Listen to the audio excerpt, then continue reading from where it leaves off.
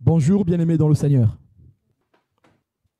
Vous savez qu'on a commencé le thème de l'Antéchrist, l'âge de l'Antéchrist. Aujourd'hui, nous allons voir les signes de l'avènement de l'Antéchrist.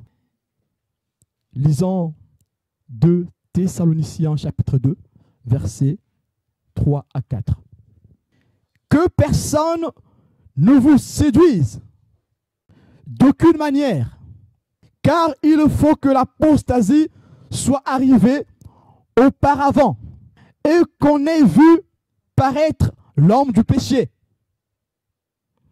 le fils de la perdition, l'adversaire qui se lève au-dessus de tout ce qu'on appelle Dieu ou de ce qu'on adore, jusqu'à s'asseoir dans le temple de Dieu, se proclamant lui-même Dieu. Amen. Que le Seigneur vous bénisse. Ce livre a été écrit en grec. Et dans l'origine de ce texte, en grec, c'est le mot antichristos qui a été utilisé. Antichristos, qui veut dire adversaire du Christ. L'antéchrist est l'adversaire du Christ.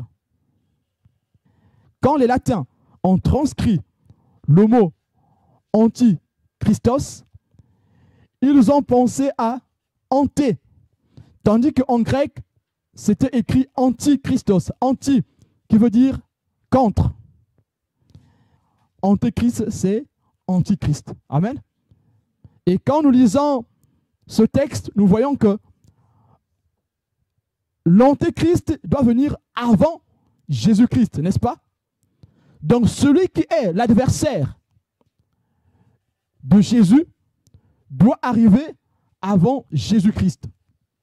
Ici, il s'agit du second retour de Jésus, où il vient pour juger le monde entier.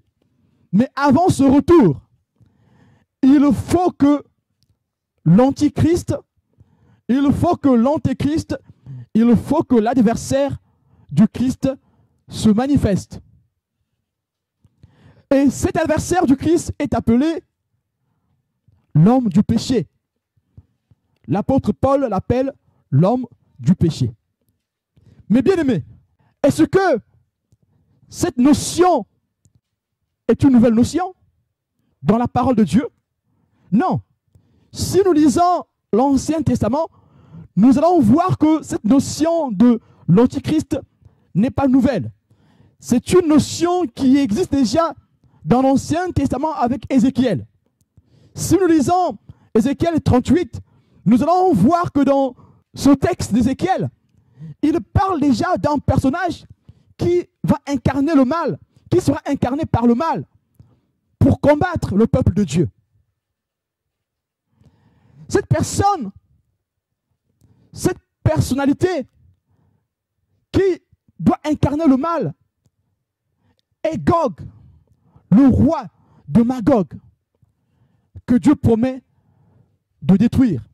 Et Gog ici n'est qu'une typologie, n'est qu'une image de ce qui va arriver dans la fin des temps, où le mal sera incarné dans une personne, cette personne qui sera habitée par l'esprit d'iniquité pour combattre les enfants de Dieu, pour combattre le Christ. Ce personnage est aussi cité dans Zacharie. Nous pouvons lire Zacharie chapitre 12 et chapitre 14. On parle déjà aussi ici de cette typologie de la bataille finale qui aura lieu à Jérusalem, en Israël. Et là, Dieu doit vaincre l'homme du mal, l'homme du péché. Ézéchiel et Zacharie ne sont pas les seuls dans l'Ancien Testament qui parlent de l'impie, qui parlent de l'homme du mal, de l'homme du péché. Il y a aussi Daniel qui parle de cet homme. Ce personnage ici est une typologie que nous pouvons voir dans le roi de Syrie, Antiochus Épiphane, qui mènera une bataille contre Israël. Ce roi ici est une typologie, est une image de l'Antéchrist, de l'esprit de l'Antéchrist qui habitera une personne, qui s'incarnera dans un être humain pour pouvoir mener la guerre au Seigneur. Nous avons cela dans Daniel chapitre 8, versets 9 à 14. Et puis, le verset 23 au verset 26. Toutes ces révélations ici de l'Ancien Testament parlent de ce personnage qui va se lever contre Dieu, qui va mener la guerre au peuple de Dieu. Mais la prophétie nous dit clairement, c'est la puissance de Dieu qui se manifestera pour détruire l'impie, pour détruire l'homme du péché. La bête bien-aimée sera sûrement anéantie par le Seigneur.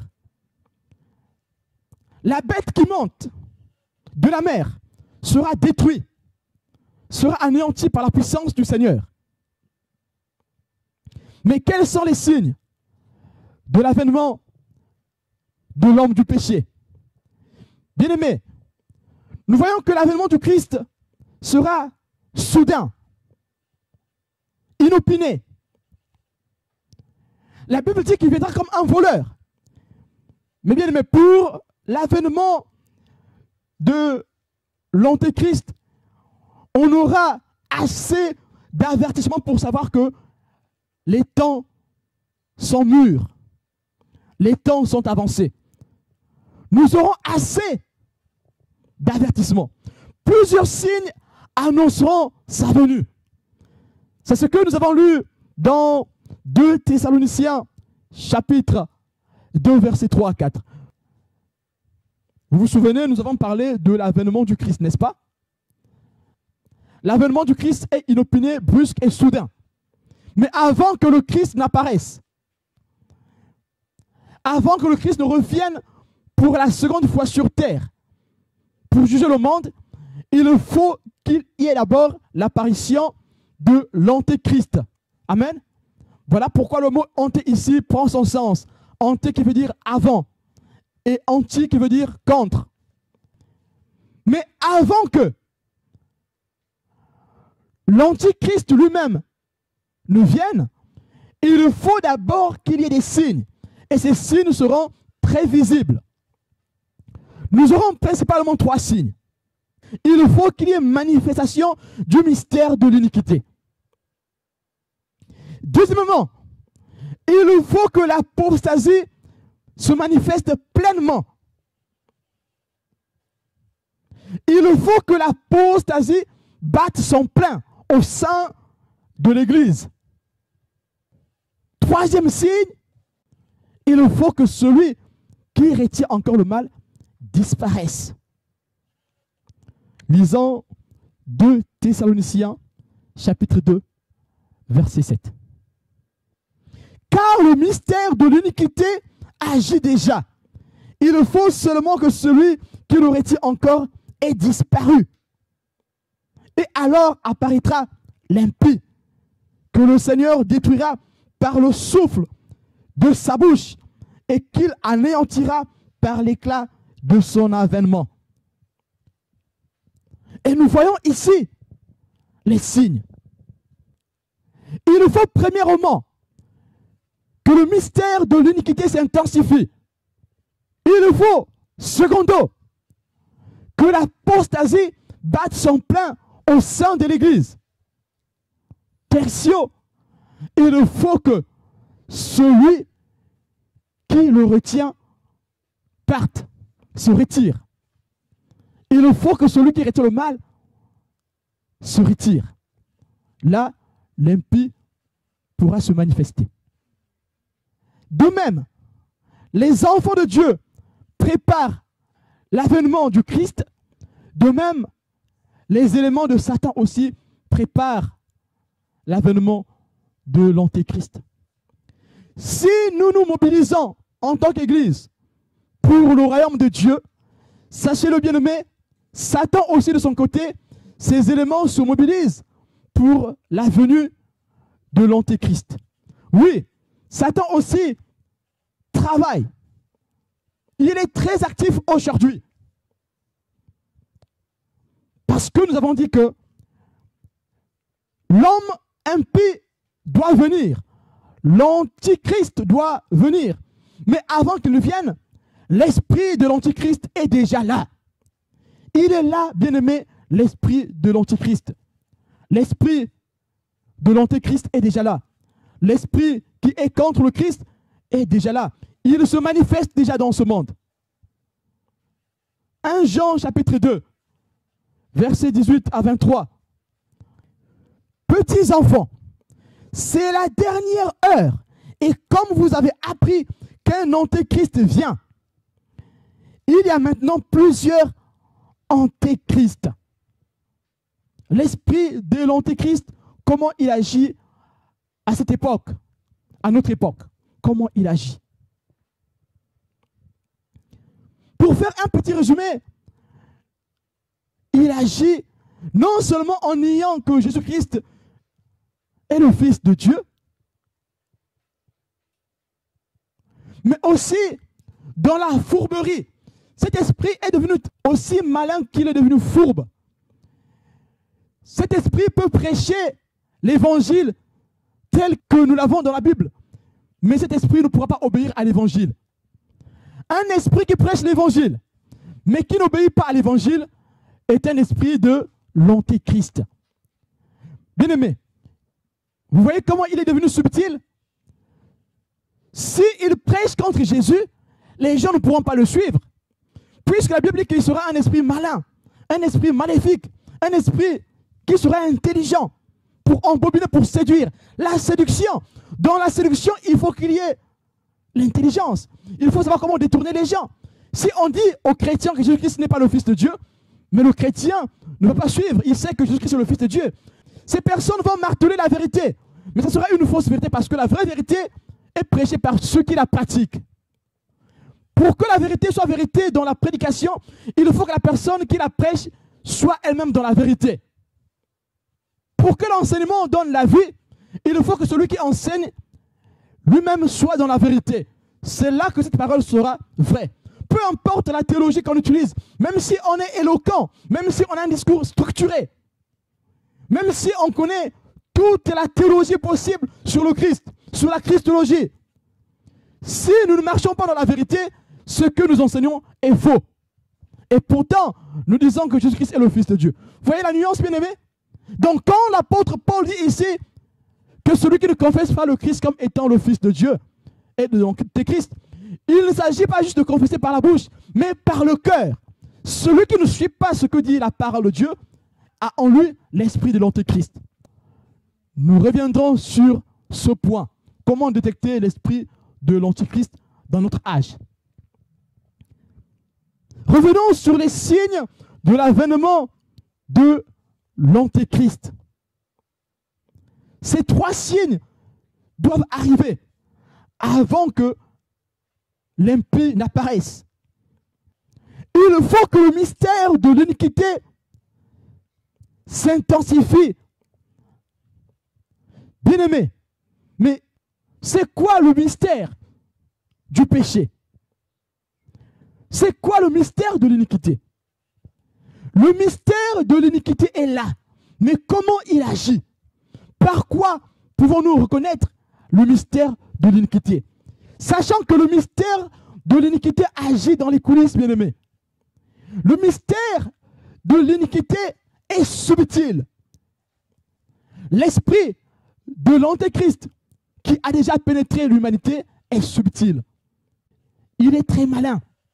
Il est très rusé. C'est un esprit séducteur. Alors il agit dans le secret. Il agit dans les coulisses. Mais comment cet esprit est en train de gagner le monde? Bien-aimé, cet esprit est en train de gagner le monde par une chose principale. Le nouvel ordre mondial. Le nouvel ordre mondial fait partie de la machination de l'ennemi pour mettre en place un système qui contrôle tout. En 2001, cela a été mis à nu. Le nouvel ordre mondial a mis en place en 2001 un système pour harmoniser un modèle politique, un modèle financier, un modèle économique dans le monde entier. Et ce nouvel ordre mondial a même provoqué plusieurs guerres, bien aimés. Les pays qui ne s'alignent pas sur cet axe doivent subir jusqu'à ce qu'ils acceptent cette nouvelle puissance. Bien aimés, le mystère de l'iniquité doit rentrer dans la sphère politique pour véhiculer son idéologie. Aujourd'hui, bien aimés, ce n'est plus la politique qui dirige le monde. Quand on voit le monde, on peut se dire finalement, ce sont les politiques qui dirigent. Ce ne sont pas les politiques. Ce sont des petits groupes. On appelle cela des lobbying. Les lobbies. Il y a beaucoup de lobbies, bien aimés. Aujourd'hui, ce sont les lobbies qui dirigent même le monde politique. Mais qui est derrière ces lobbies? Quelles sont les entités qui sont derrière ces lobbies, bien aimés? Derrière ces lobbies, ce sont des forces financières qui gouvernent. Quand nous avons vu dans l'Ancien Testament la typologie de l'antéchrist qui doit arriver, nous avons vu que dans l'Ancien Testament, l'homme du mal était incarné par une image politique, par un symbolisme politique, d'un homme politique. Mais nous voyons ici que, au fur et à mesure qu'on avance, la chose devient de plus en plus claire. Les politiques sont gouvernés par des lobbies. Et nous voyons que le système du lobbying a pris son ampleur. Et ces personnes influencent des politiques. Leur influence est efficace parce qu'ils détiennent les finances. Toutes les lois qui sont votées, bien aimés, dans ce pays, la France, la plupart des lois qui sont votées, ce que je vous dis, bien aimés, c'est sous le contrôle des articles qui sont écrits, sous le contrôle des émissions qui se passent à la télévision. Il y a plusieurs émissions qui passent à la télévision. Il y a plusieurs articles qui sont écrits qui démontrent cela. Que les lois qui sont votées prennent leur source dans le secret. La plupart des lois sont écrites par des lobbies. Oui? Les lobbies, c'est les groupes de personnes qui influencent les autres. Leur rôle, c'est d'influencer les politiques, d'influencer les entreprises. Ils influencent tout parce qu'ils ont l'argent. Et ces lobbies sont formés par les grandes entreprises qui ont beaucoup d'argent. Ces lobbies naissent des cabinets. En fait, ces lobbies, ce sont des cabinets des grandes entreprises, des émissaires des grandes entreprises qui doivent influencer les politiques. Et ces politiques influencent même nos santé, nos vies. Ces politiques s'élèvent, ces lobbying s'élèvent contre tout ce qu'on appelle Dieu. Ces lobbies peuvent accepter d'entendre tout, sauf le nom de Jésus-Christ. La plupart des lois qui sont votées ici en France ne sont pas écrites par des députés. Il y a des députés qui proposent des lois sans pourtant les avoir accouchées eux-mêmes, sans pourtant les avoir bien sondées, sans pourtant les avoir bien examinées. Il y a plusieurs lois. Mais ces lois qui ont été votées viennent des lobbies, viennent des sectes. Et parmi ces sectes influentes, nous avons la franc-maçonnerie. Et ça, bien aimé, ce n'est pas moi qui le dis. Si vous allez sur Internet, il y a des émissions qui montrent cela. Et eux-mêmes, les francs-maçons disent que la plupart des lois humanistes qui sont votées viennent de la franc-maçonnerie. Et c'est là-bas qu'ils cultivent. C'est la pépinière des lois. Toutes les lois qui vont en encontre de Dieu dans ce pays bien-aimé viennent des pépinières de la franc-maçonnerie. La plupart des lois viennent des pépinières de la franc-maçonnerie. Bien-aimés, vous avez vu cela au cours des élections qui sont passées. Ils ont montré à la télé que tous les candidats à la présidentielle partaient rendre visite aux grands maîtres, tous ceux qui aspiraient à devenir président, on les a montrés aller adorer, j'appelle ça adorer, la franc-maçonnerie. Le nouvel ordre mondial, que cache-t-il aux chrétiens? Le mystère de l'iniquité agit ainsi, bien-aimés, dans les coulisses. Ils imposent les lois, toutes les lois qui vont en l'encontre de la parole de Dieu. Bien-aimés, vous avez la loi sur l'euthanasie. Arracher la vie, c'est lutter contre Dieu. Et le Seigneur l'a bien révélé. Le Seigneur a dit que la loi qu'ils veulent voter comme l'euthanasie, Satan met en place cette machination pour lutter contre Dieu. Cette loi exprime la lutte que Satan mène contre Dieu.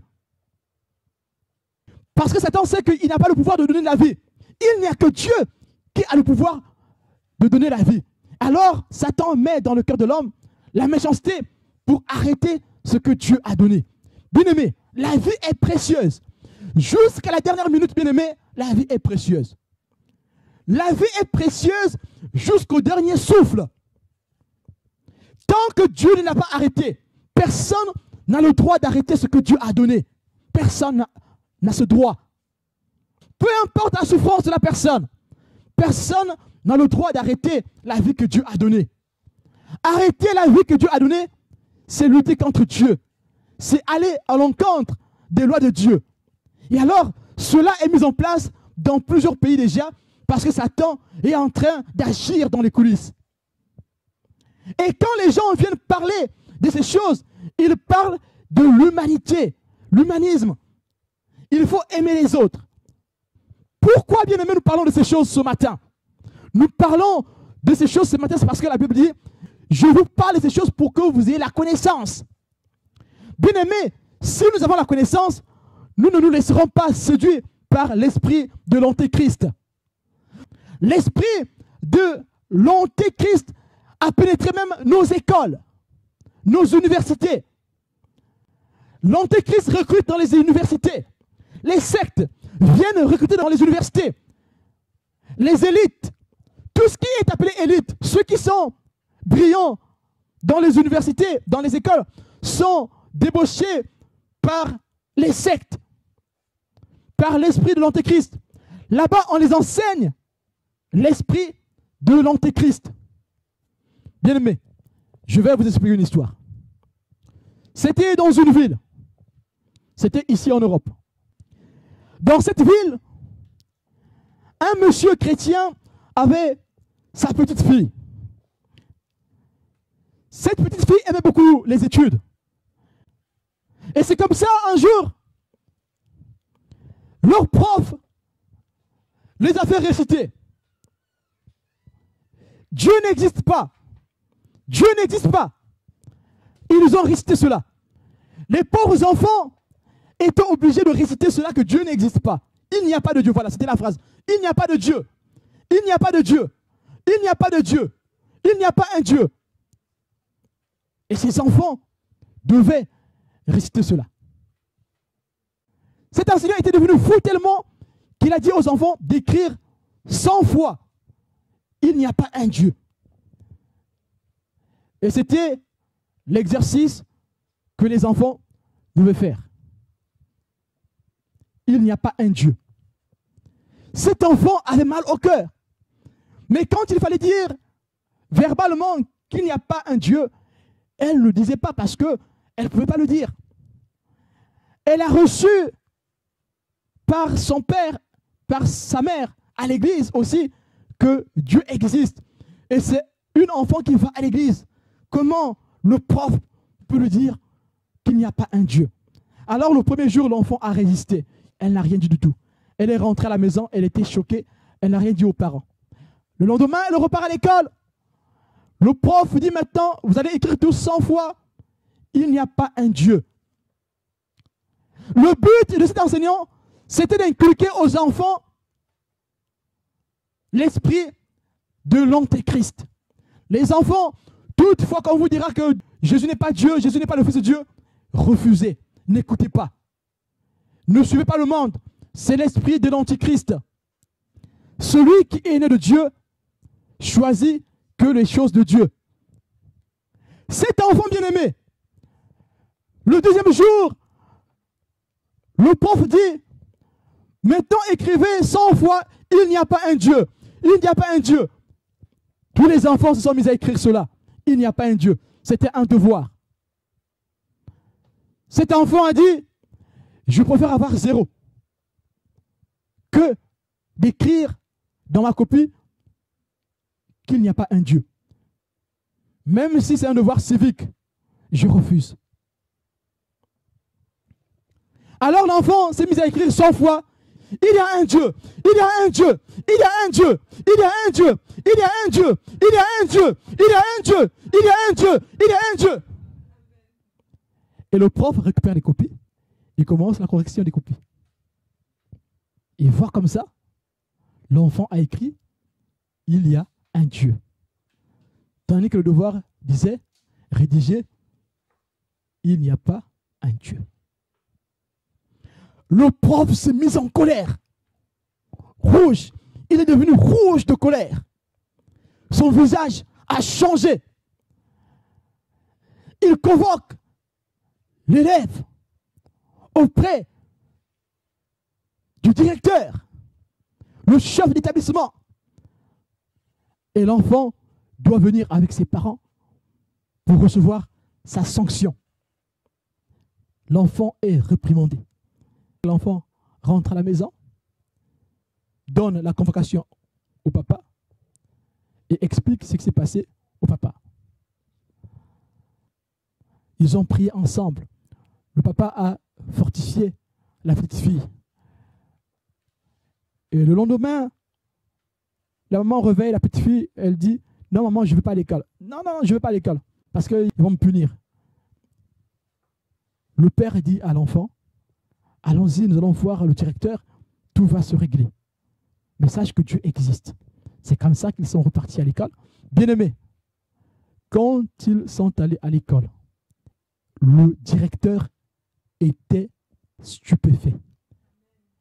Le directeur dit au monsieur, monsieur, ça ne sert plus à rien de parler de ça parce que la personne est décédée. Ce prof est mort cette nuit même. Il ne s'est pas réveillé de son sommeil. Bien-aimé, l'esprit de l'Antéchrist agit même à l'école. Comment l'Antéchrist agit encore aujourd'hui? Les lois qui sont votées pour les enfants à l'école, on va apprendre aux enfants les choses de la chair. Bien-aimés, ils ont montré à la télé l'éducation sexuelle aux enfants. Et ce programme a été déjà voté. Même si ce n'est pas encore mis en exergue, même si ce n'est pas encore appliqué, bien aimé, ce programme a été voté. Dans les coulisses, ça a été voté. Ils doivent montrer aux enfants la sexualité. Dès le bas âge, ils doivent montrer aux enfants comment découvrir son corps. Est-ce que l'enfant a besoin de découvrir son corps? Ce que je vous dis, bien aimé, ce sont des ministres qui le disent. Que les enfants ont aussi le droit d'avoir le plaisir. Et c'est pour cela que vous allez voir, l'esprit de l'Antéchrist a pénétré le cinéma, la télévision, le divertissement. Ils introduisent le plaisir au sein des enfants dans les dessins animés, de façon subtile. Et si vous voyez la plupart des dessins animés, il y a des images subliminales, où il y a des symboles sexuels ou mystiques dans ces dessins animés. Ils doivent apprendre aux enfants l'éducation sexuelle. À la télé, ils ont mis des organes génitaux géants. Les enfants devaient voir comment ça se passe. Et ils ont mis ensemble les deux organes. Et les enfants venaient appuyer pour voir comment on simule l'acte sexuel. Je pense même qu'il y avait même le ministre, il y avait soit un président qui était là ou un ministre. L'exposition montrait clairement aux enfants l'éducation sexuelle, où les deux organes devaient se mélanger. Ils ont montré cela. Et ce programme devait être mis en application dans l'école. Et cela a été voté. Bien aimé, il y a des lois qui ne sont pas votées publiquement. Ils passent par des amendements. Du coup, il n'y a pas de débat dessus. Puisque ça passe par des amendements, ça passe par des lois, par des décrets. Il n'y aura pas de bruit dessus. On aura juste l'info que c'est passé, que c'est appliqué à l'école. On fera des grèves, mais trop tard, l'info est passée. Bien aimé, l'esprit de l'Antéchrist est en train de prêcher son évangile, sa bonne nouvelle. Il prêche. Il a ses évangélistes. Ils sont là. Ils sont dans le monde politique, dans le monde financier. L'esprit de l'Antéchrist agit dans les coulisses, à l'école encore, au travers des programmes civiques, des programmes moraux qu'ils enseignent. Ils sont en train de mettre en place, et c'est déjà accepté dans notre pays, la théorie du genre. La théorie du genre est une machination du mystère de l'iniquité. Ici, nous sommes en train de parler déjà des signes qui sont déjà là. Les signes sont là. Le mystère de l'iniquité est en train d'agir. On n'a plus le droit de dire que je suis un garçon, je suis une fille. Non, il n'y a plus elle.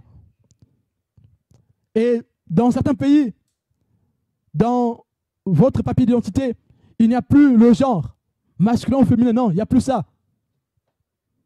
Et pourtant, c'est bien clair. Il y a un homme et une femme, un garçon et une fille, c'est bien clair. Mais ils veulent enseigner, si tu es garçon, tu peux choisir d'être quelqu'un d'autre. Les enfants, ça c'est la fausseté. C'est l'antéchrist. L'esprit de l'antéchrist qui agit. C'est le mystère de l'iniquité qui agit. Comment agit le mystère de l'iniquité? C'est comme ça qu'il agit. Le mystère de l'iniquité agit même sur le plan vestimentaire. Il n'y aura plus de différence entre l'homme et la femme. Les normes sont en train d'être bafouées. Bien-aimés, à l'origine, la loi française était basée sur la parole de Dieu, parce que la France était chrétienne. La loi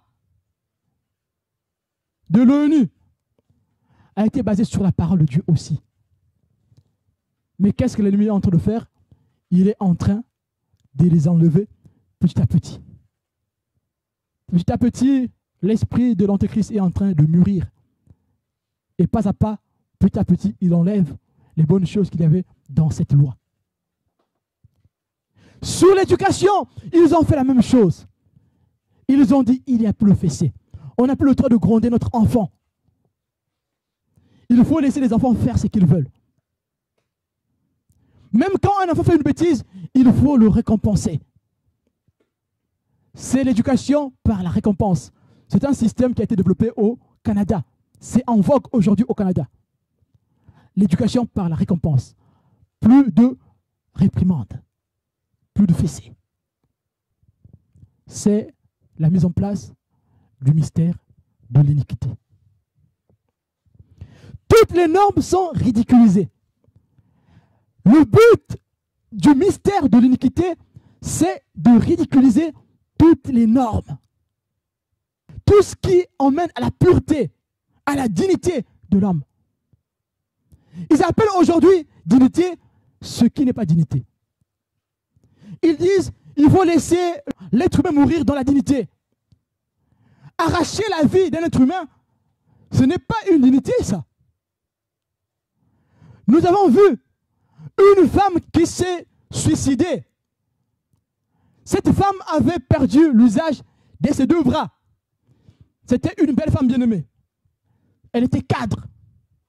Et cette femme a dit, il faut que j'arrête tout. Elle est allée en Belgique. Comme là-bas la loi est passée, elle a été assistée dans son suicide. Bien-aimée, elle a filmé son suicide. Je ne sais pas si vous comprenez la terreur de cette histoire.